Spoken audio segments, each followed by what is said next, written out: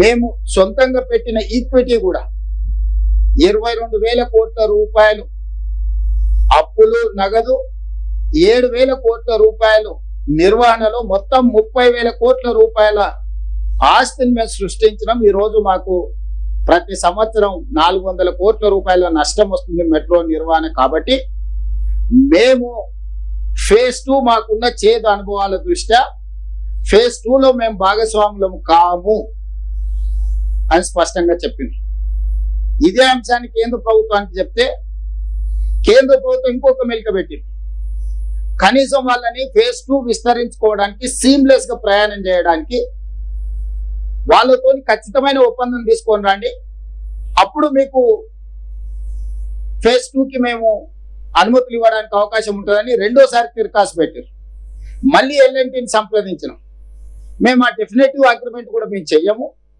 మా సంస్థ మీరేం నిర్మించుకోగలుగుతారో మీరేమైనా నిర్మించుకోండి, మాది మాదే, మీది మీదే, మేము భాగస్వాములం కాము, భవిష్యత్తు నిర్వహణలో కూడా మీతో మేము చేరము, మేము దేనికి ఒప్పుకోమని చెప్పి ఎలాంటి స్పష్టంగా తిరస్కరించింది. అప్పుడు మాకున్న ప్రత్యామ్నాయం కేంద్ర ప్రభుత్వాన్ని అడిగినాం. వాళ్ళు భాగస్వామ్యానికి ఒప్పుకోవట్లేదు. ఎలాంటి వాళ్ళు భవిష్యత్తులో మనం విస్తరించడానికి ఎన్ఓసి కూడా ఇస్తలేరు, ఖచ్చితమైన ఒప్పందం కూడా చేస్తలేరు. కానీ మాకు ప్రజల నుంచి ఉన్న ఒత్తిడి, మా అవసరాలు, మా నగరం విశ్వనగరం కావాలంటే, మేము పెట్టుబడులను ఆకర్షించాలంటే ఇంకొక 122 కిలోమీటర్లు మెట్రో విస్తరణ చెయ్యాల్సిందే. మరి ఏమి చేయాల?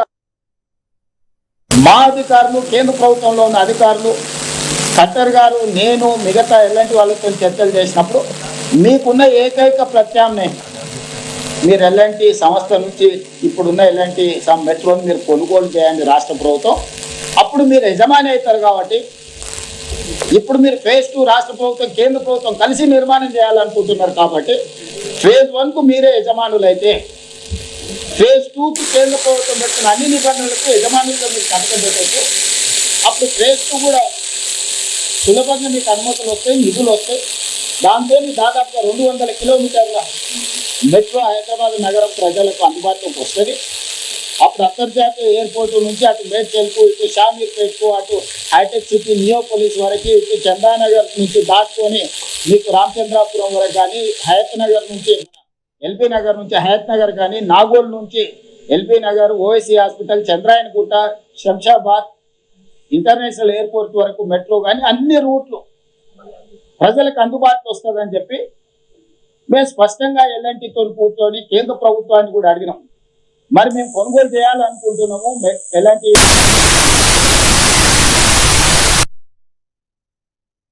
అందులో భాగస్వామ్యం చేయండి అని అంటే కేంద్ర ప్రభుత్వానికి మేము లేఖ రాసినాం. మీరు ఎవరి పేరు ఇస్తారో ఇవ్వండి అని. ఉత్తరప్రదేశ్ మెట్రో, ఉత్తరప్రదేశ్ రాష్ట్రంలో నిర్వహిస్తున్న మెట్రో ఎండీని సుశీల్ కుమార్ని తెలంగాణ రాష్ట్రం ఎల్ఎన్టీ నుంచి కొనుగోలు చేయాలనుకున్నది అంటే కేంద్ర ప్రభుత్వం తరఫున సభ్యుడిగా పెట్టింది కేంద్ర ప్రభుత్వం. All these are official documents. 30,000 కోట్ల రూపాయల ఎల్ఎన్టీ ఆస్తిని 15,000 కోట్ల రూపాయలకి రాష్ట్ర ప్రభుత్వం కొనుగోలు చేసి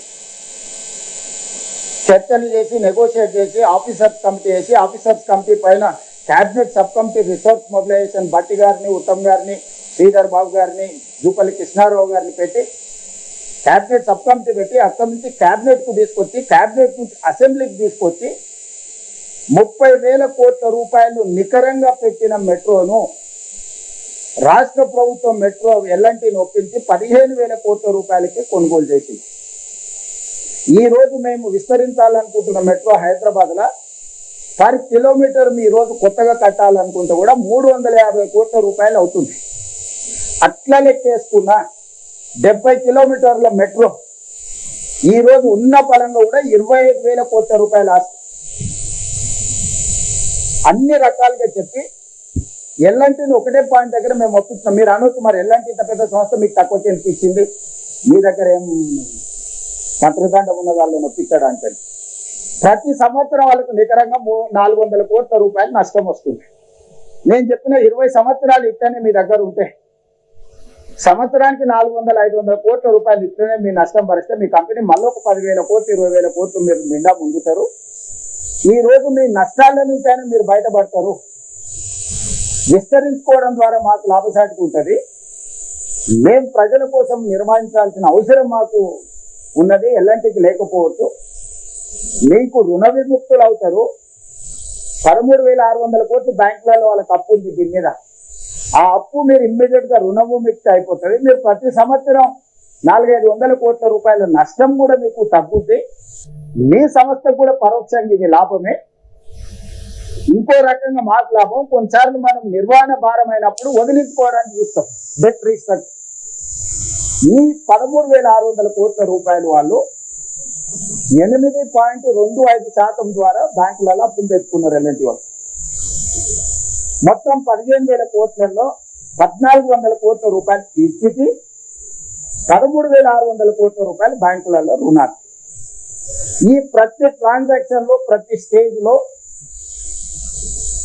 ఖట్టర్ గారికి, పట్టణాభివృద్ధి శాఖ మంత్రికి, రైల్వే శాఖ మినిస్టర్ కి, ఫైనాన్స్ మినిస్టర్ కి నేను పర్సనల్ గా వెళ్ళి బ్రీఫ్ చేయడమే కాకుండా ఎవ్రీ ట్రాన్సాక్షన్స్ లో గవర్నమెంట్ ఆఫ్ ఇండియా అధికారులు ఇందులో భాగస్వామి. మాకు తెలియదు మీరు ఏం చేసిందని చెప్పడానికి కూడా వీల్లేదు. వీళ్ళతో ఒప్పందం అయిన తర్వాత మేము సంస్థలను సంప్రదించినాం అప్పులు తెచ్చుకోవడానికి. ఆ లోన్ బదిలీ సేమ్ 8.25% రేట్ ఆఫ్ ఇంట్రెస్ట్ తగిన మేము అప్పులు తెచ్చుకుంటే రాష్ట్ర ప్రభుత్వానికి కూడా సేమ్ ఇదే 500 కోట్ల రూపాయల నష్టం ఉంటుంది. నేను గతంలో కేసీఆర్ గారు 11%, 11.5% పిఎఫ్సి, ఆర్ఈసి ద్వారా రేట్ ఆఫ్ ఇంట్రెస్ట్ అప్పులు చేస్తే డెట్ రీస్ట్రక్చర్ మీద 7.25% నేను తగ్గించుకున్నా. దాంతో నాకు కొంత వెసులుబాటు నష్టాలలో ఆ అనుభవంతో మా అధికారులందరినీ మాట్లాడి మనం డెట్ రీస్ట్రక్చర్ చేసుకుందాము. ఈ మెట్రో లోన్ ని అతి తక్కువ రేట్ ఆఫ్ ఇంట్రెస్ట్ ఎక్కడ దొరుకుతుందో మనం అక్కడ అప్పు తెచ్చుకొని ఈ అప్పును వాళ్ళు ఉన్న అప్పును మనం బ్యాంక్ లో తెచ్చుకొని ఇది అటు బదిలీ చేస్తే మనకు సులువుగా ఇది లాభసాటి వ్యాపారంగా మారుతుందని అంటే రకరకాల సంస్థల్ని సంప్రదించినాం. ఇండియన్ గవర్నమెంట్ అనే సంస్థ ఉంది, Indian railway finance corporation, government of India PSC. ఈ రోజు వాళ్ళు దేశంలో 5 లక్షల కోట్ల రూపాయలు రుణాలు ఇస్తున్నారు. దీనికి ఉన్న ప్రత్యేకత ఏంటంటే రైళ్ల నిర్మాణం కోసం రైల్వే రిలేటెడ్ వాటికి మాత్రమే వీళ్ళు ఫైనాన్స్ చేస్తారు. పిఎస్సి పవర్ ఫైనాన్స్ కార్పొరేషన్ 1,52,000 కోట్ల రూపాయలు కేసీఆర్ కి కాగితం పెడితే అట్లా లోన్ ఇచ్చారు. REC rural electrification corporation KCR గారి కాగితం పెడితే 1,61,000 కోట్ల రూపాయలు అప్పు ఇచ్చారు. ఈ రెండు కూడా కేంద్ర ప్రభుత్వ సంస్థలు, పిఎఫ్సి అండ్ ఆర్ఈసి. ఐఆర్ఎఫ్సి ఇంకొకటి సేమ్ ఇలాంటిదే. అదే చంద్రశేఖర్ రావుకు పిఎఫ్సి, ఆర్ఈసి కలిసి 10 సంవత్సరాలలో 3,15,000 కోట్ల రూపాయలు అప్పు ఇచ్చింది. ఏ గ్యారంటీ లేకుండా, రిజర్వ్ బ్యాంక్ గ్యారంటీ కూడా లేదు దానికి. జస్ట్ చంద్రశేఖరరావు దరఖాస్తు పెట్టిండు, కిషన్ రెడ్డి గారు, మోడీ గారు లోన్లు ఇచ్చేసి దాంతో కాళేశ్వరం కట్టి కూలేశ్వరం అయింది. ఇక రకరకాల దాంట్లో 3,15,000 కోట్ల రూపాయలు అవలీలగా మూడో కంటికి తెలవకుండా 3,15,000 కోట్ల రూపాయలు అప్పు ఇచ్చారు. దానికి కేసీఆర్ చెల్లించిన ఇంట్రెస్ట్ ఎంత అంటే 11.5% highest. The lowest is 9.5, the highest is 11.5. ఇంత అడ్డగోలుగా బాధ్యతారహితంగా 3,15,000 కోట్ల రూపాయలు ఓన్లీ 2 కార్పొరేషన్స్ నేను చెప్పేది. ఈ 2 కూడా కేంద్ర ప్రభుత్వాన్ని. ఇప్పుడు నేను 3వ కార్పొరేషన్ సంప్రదించిన, they are dedicated for railway construction. So metro కూడా రైల్వే కిందకి వస్తుంది కాబట్టి దీని మీద మాకు లోన్ కావాలా, మేము టేక్ ఓవర్ చేస్తున్నాము. ఈ ప్రకారంగా మేము కొనుగోలు చేస్తున్నాం. మొత్తం మా ట్రాన్సాక్షన్ వాళ్ళు కన్సల్టెన్సీని పెట్టుకున్నారు, మేము కన్సల్టెన్సీని పెట్టుకున్నాం. అధికారులు ఉన్నారు దాంట్లో, గవర్నమెంట్ ఆఫ్ ఇండియా ఫైనాన్స్ అధికారులు ఉన్నారు, ఐఆర్ఎఫ్సి అధికారులు, మొత్తం ఇంతోటో కేంద్ర ప్రభుత్వం, ఇంతోటో రాష్ట్ర ప్రభుత్వం కూర్చొని చర్చించుకొని 13,600 కోట్ల రూపాయలు ఏదైతే ఎల్ఎన్టీ అప్పు వివిధ బ్యాంకులలో 8.25% అప్పుతో ఉందో ఆ అప్పును రాష్ట్ర ప్రభుత్వము హైదరాబాద్ మెట్రో రైల్ లిమిటెడ్ పేరు మీద, కంపెనీ పేరు మీద కొనుగోలు చేసేటట్టు, దానికి అప్పించేటట్టు ఐఆర్ఎఫ్సిని ఒప్పించేసి టోటల్ గా ఒప్పందాలు చేసుకొని మే 30 తారీఖు నాటికి లోన్ డిస్బర్స్మెంట్ చేయాలి. జూన్ 1 నుంచి కంప్లీట్ గా మెట్రో మేము టేక్ ఓవర్ చేయాలి ఎల్ఎన్టీ నుంచి. మా సిఎస్ గారు అందరు పోయి అక్కడ చైర్మన్ తో అందరితో కూర్చొని ఒప్పందాలు చేసి మీరు అందరు కూడా పేపర్లలో చూసి టోటల్ గా ట్రాన్సాక్షన్ అంతా కంప్లీట్ అయిపోయింది. 1400 కోట్లు మేము మార్జిన్ మనీ కట్టాలి ఈక్విటీకి, దీనికి 13,600 కోట్ల రూపాయలు వాళ్ళు ఇచ్చారు. వాళ్ళు పేపర్ ప్రాసెస్ కి 84 కోట్ల రూపాయలు ఫీజు అడిగింది. 84 కోట్ల రూపాయలు ఫీజు చెల్లించినాము, 1400 కోట్ల రూపాయలు మేము కట్టాల్సింది కట్టేసినాము. కరెక్ట్ ఈ టైంలో కిషన్ రెడ్డి వెళ్ళి 20 తారీఖు నాడు అసలు కథ ఇక్కడ మొదలైంది. ట్రాన్సాక్షన్ అంతా ఎవరికి ఇది లేకుండా 29 నాడు మా వాళ్ళు అన్ని పెట్టేసి కంప్లీట్ చేసి అయిపోయింది. మా వాళ్ళు సెలబ్రేషన్ చేసుకుంటాం. మా అధికారులు అందరూ చాలా ఎఫర్ట్స్ పెట్టాం, చాలా ప్రెజర్ లో ఉండే అయిపోయింది. ఇక్కడ మీడియా మిత్రుల మీరు ఆలోచన ఏ రేట్ ఆఫ్ ఇంట్రెస్ట్ తెచ్చినా అనుకుంటుంది 13,600 కోట్లు 4% తీసుకొచ్చింది. చంద్రశేఖరరావు, నరేంద్ర మోడీలు వీళ్ళందరూ 8, 9, 10, 11% వెళ్తే నేను ఐఆర్ఎఫ్సిని, ఇది ఐఆర్ఎఫ్సి మిడిల్ మ్యాన్, జపాన్ నుంచి నిధులు, జపాన్ లో అతి తక్కువ రేట్ ఆఫ్ ఇంట్రెస్ట్ ఇచ్చేటోళ్లకు ఈ ఐఆర్ఎఫ్సి కార్పొరేషన్ మధ్యవర్తిగా పెట్టి జపాన్ నుంచి ఐఆర్ఎఫ్సి కార్పొరేషన్ లోన్ తెచ్చుకునేటట్టు వాళ్ళ కమిషన్ యాడ్ చేసుకొని వాళ్ళు నాకు లోన్ ఇచ్చేటట్టు అన్ని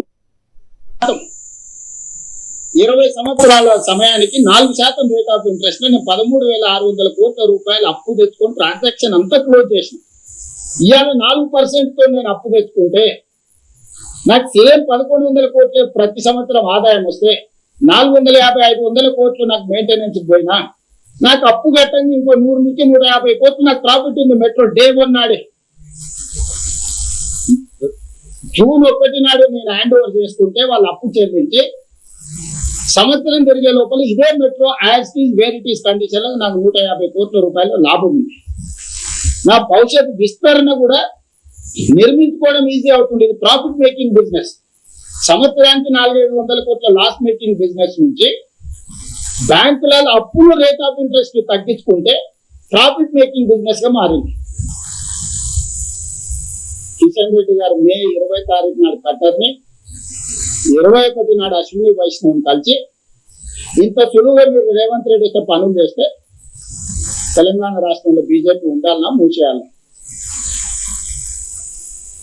ఈ తెరకాటు పెట్టుతో ఇప్పుడు లోన్ డిస్బర్స్ చేయకుండా పీడముడు వేసుకొని కూర్చుంది కేంద్ర ప్రభుత్వం.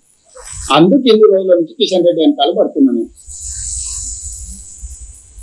ఇది transaction between IRFC and state government of ఇండియాలో ఉండే, స్టేట్ గవర్నమెంట్ ఆఫ్ తెలంగాణలో ఉండే హైదరాబాద్ మెట్రో రైల్ లిమిటెడ్ మధ్యలో.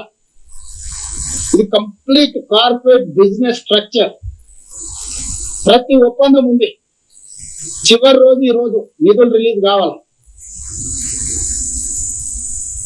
ఈ రోజు నిధులు కిషన్ రెడ్డి విడుదల చేయిస్తాడా? 13,600 కోట్ల రూపాయలు.